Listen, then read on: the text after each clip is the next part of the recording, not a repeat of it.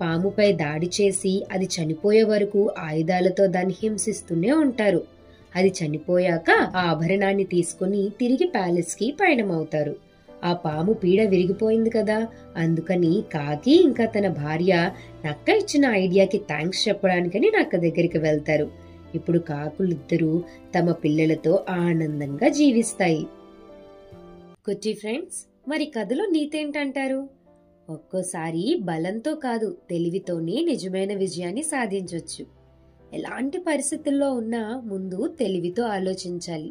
అందుకనే బుద్ధిబలం చాలా ముఖ్యమైనది, అంతే అంటారా? మరి ఇలాంటి మంచి మంచి కథలు, వాటి యొక్క నీతులు వినాలనుకుంటున్నారు కదూ? మరి ఇంకెందుకు ఆలస్యం, వెళ్ళి మన కుట్టి కథలు యూట్యూబ్ ఛానల్ని ముందు సబ్స్క్రైబ్ చేసేయండి. ఇంకా ఇలాంటి మంచి మంచి కథలతో మీ కుట్టి త్వరలోనే మళ్ళీ మీ ముందుకొస్తుంది. అంతవరకు బాయ్, మరి మళ్ళీ కలుసుకుందాం.